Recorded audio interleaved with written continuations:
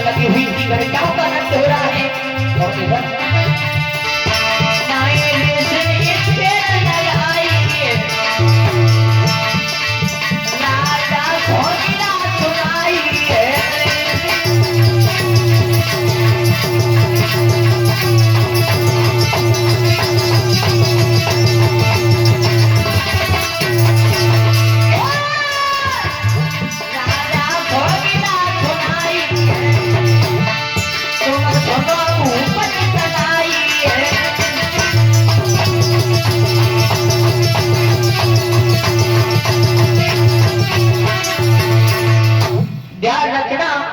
इधर तो भोजराज कंस की सभा लगी हुई थी और उधर उसी समय देवर्षि नारद अपने बीड़ा को बजाते हुए चले ही और भोजराज कंस की उसी सभा में पहुंचे ही। जब उसी सभा में आए हैं तो देवर्षि नारद ने भोजराज कंस की तरफ देखा, जवाब दिया है कि भोजराज कंस, हम पहले कभी आते थे तो तुम्हारा चेहरा हमें फूल की तरह खिला हुआ दिखाई देता था, और लेकिन जब आज आए हैं तो तुम्हारे चेहरा को देख करके प्रतीत होता है कि तुम्हारे ऊपर कोई कष्ट है, कोई दुख है। तो देवर्षि नारद की इतनी बात सुनी तो भोजराज कंस ने दोनों हाथ जोड़े कहा, महाराज आपको कुछ नहीं मालूम, जब से मुझे पता चला है कि मेरे काल कृष्ण और बलराम गोकुल में रहते हैं, तब से मुझे दिन में भोजन और रात को नींद नहीं आती। और देवर्षि नारद भोजराज कंस को समझा करके बोले हैं,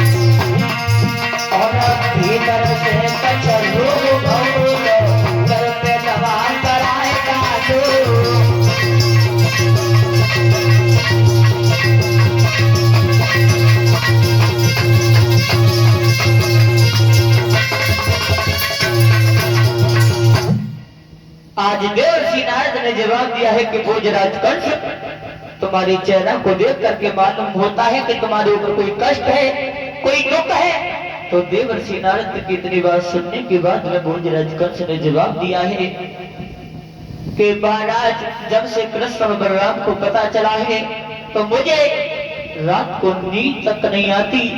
तो देवर्षि नारद ने जब इतनी बात सुनी तो भोजराज कंस ने जवाब दिया है, महाराज अब की बार हम तुम्हें एक ऐसी अकल बता रहे हैं जिससे तुम्हारा किस्सा हमेशा हमेशा के लिए कट जाएगा। तो भोजराज कंस ने जब इतनी बात सुनी दोनों हाथ जोड़े कहा, महाराज ऐसी कौन सी अकल है जिससे मेरा किस्सा वैसा वैसा के लिए कट जाएगा। तो आज देवर्षि नारद उस भोजराज कंस को समझा करके बोले कि कर्म कर दीजिए। कौन सा? अरे तुम पत्र ये कवई और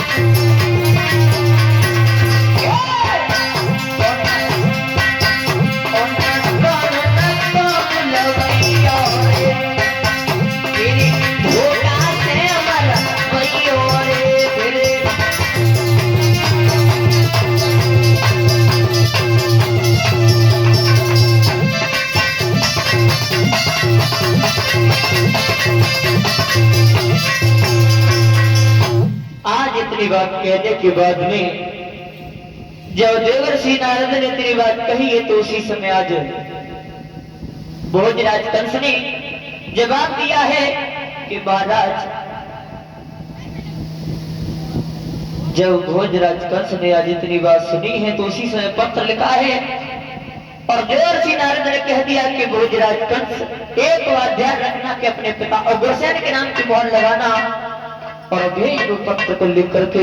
तो आज देवर्षि नारद ने पत्र लिखा है और पत्र को लिख करके अपने हाथों में लिया। मानो विचार कर रहा है भोजराज कंस कि पत्र तो लिख दिया, लेकिन अब इस पत्र को लेकर के कौन जाएगा मथुरा के लिए।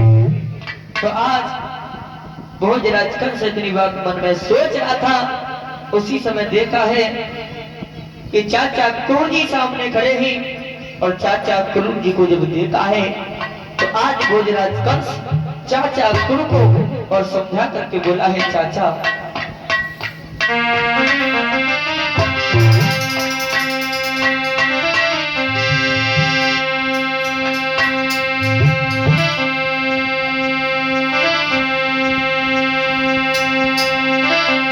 बोला है भोजराज कंस चाचा से, अरे चाचा ब्रज मंडल जाओ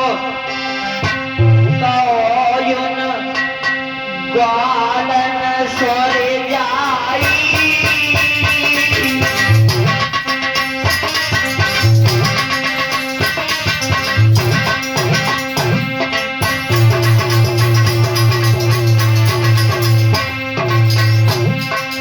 आए ग्वालन स्वर जाई,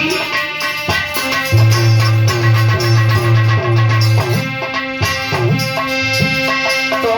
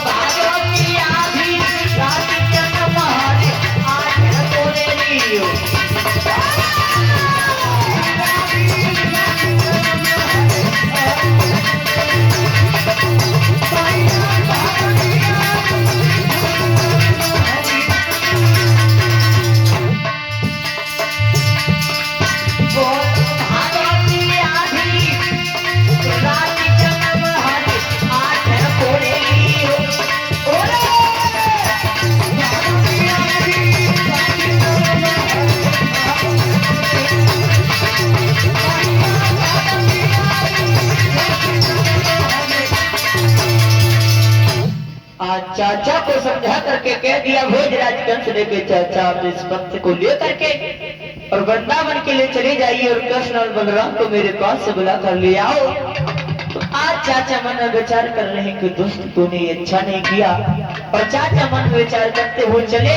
और जिस समय गोकुल में आए तो नंद बाबा यशोदा मैया ने बड़े ही आदर से सुंदर से आसन पर बिठाया है और बिठाया है। तो उसी समय चाचा क्रोध से नंद बाबा पूछने लगे भैया आप तो मथुरा में जाकर के मैं भूल गए। उसी समय चाचा क्रोध ने जवाब दिया है कि भैया अब की बार मैं तुम्हारे लिए एक ऐसा संदेशा लेकर के आया हूँ जिससे तुम मुझसे अब क्रोध नहीं हमेशा क्रूर रहोगे। तो नंद बाबा ने इतनी बात सुनी तो कहा ऐसा कौन सा संदेश लेकर के आए हो। तो भोजराज कंस का वो पत्र, और चाचा क्रोध ने कह दिया कि भगवान भैया उस दुष्ट कंस ने कृष्ण और बलराम को मरवाने के लिए बड़े बड़े राक्षसों को भेजा, लेकिन उस दुष्ट की अंत में कोई पेश नहीं गई। तो आज उस दुष्ट ने अपने कृष्ण और बलराम को अपने मथुरा में बुलाया है। तो जिस समय यशोदा मैया ने इतनी बात सुनी तो यशोदा मैया फपक फपक करके रोने लगी। और जब रोई और उसी समय भगवान कन्हैया और बलराम गायों को चरा करके अपने महलों में आए हैं। और जब महलों में आए तो भगवान कन्हैया ने अपनी मैया को रोते हुए देखा है। तो दोनों हाथ जोड़े ही और भगवान कन्हैया मैया से बोले ही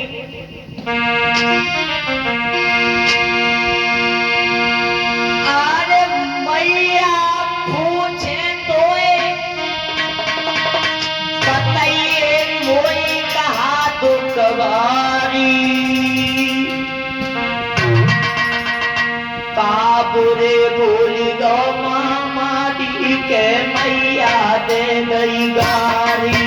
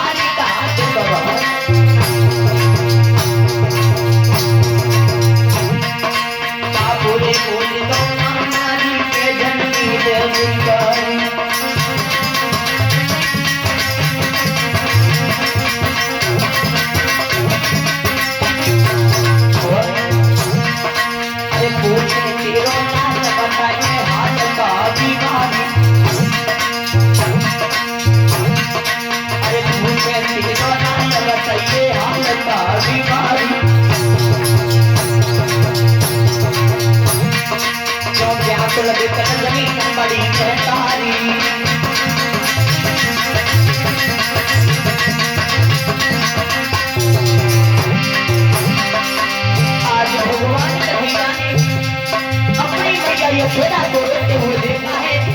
आज जन्म पत्र हुआ बोले ही भगवान कहिया भैया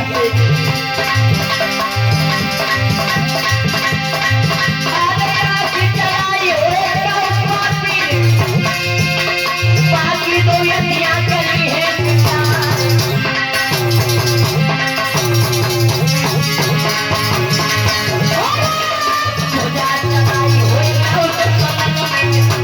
बाकी तो बढ़िया कली है ये सारी।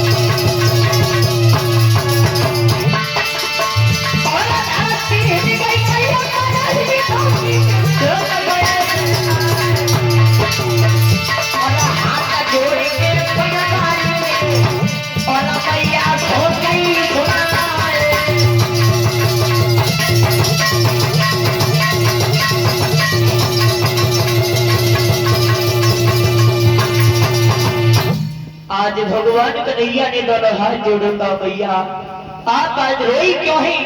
उसी से भगवान कन्हैया की इतनी बात सुनी तो यशोदा मैया ने कहा बेटा तू मुझे हमेशा हमेशा के लिए छोड़ करके चला जाएगा। उसी से भगवान कन्हैया ने दोनों हाथ जोड़े।